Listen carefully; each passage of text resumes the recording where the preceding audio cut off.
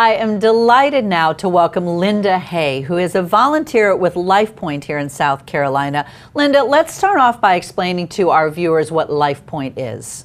LifePoint is the organ and tissue procurement agency in South Carolina that assists in a registry of donor organs and tissues from volunteers and from people who have made the decision to become a registered donor in the state of South Carolina. Now, Linda, this is a topic that's very near and dear to my heart. My father was a recipient of a heart transplant, and he was a transplant surgeon himself. And one of his big things was educating the public. And I know that is a role that you have stepped into. First off, let's explain a little bit, how big is this list of organ donors? What are these potential recipients looking at?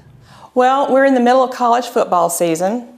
The University of Michigan has one of the largest stadiums in the country. I believe they can hold over 100,000 people. So just put that vision in your mind. There are 115,000 people that are currently waiting for organs in the United States. Wow, that's pretty impressive. Right. And it's kind of mind-boggling, that number.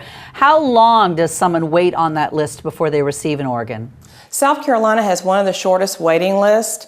It can be a matter of weeks, it can be a matter of months. In my personal situation, my husband needed a liver transplant. From the time that he was registered, it was within 1 week that he had a donor liver, and that was 4 years ago. Now, it used to be, there was sort of a very simple process that you could indicate on your license that you were an organ donor. And I understand there have been some changes in South Carolina.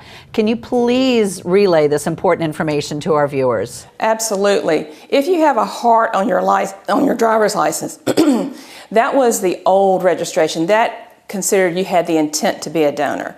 Currently, if you have a heart that has a dotted line around it, that means you give your consent to be an organ donor, an organ and tissue donor. What you can do is when you go to the Department of Motor Vehicles and renew your license, then you can request to be an organ and tissue donor, and they will put that indicator on your license.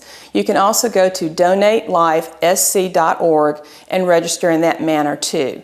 And it's a great way to do this. It's a good thing for your family. You plan for your estate, you have a will. Why not plan what to do when you die, when you can be a donor? You bring up a very important point. One of my father's motto was share your life, share your decision. And even though I understand in South Carolina, you no longer have to have familial consent, because it used to be, even with that donor indication on your license, you still had to have familial consent, and I understand that's no longer the case. But it's very important that you do discuss with your family what your decisions are. It always makes it a lot easier.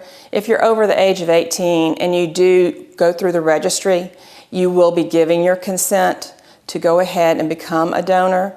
And I think it's very important that you do let your family know, because it will just ease them. And it's a time of tragedy when someone passes away.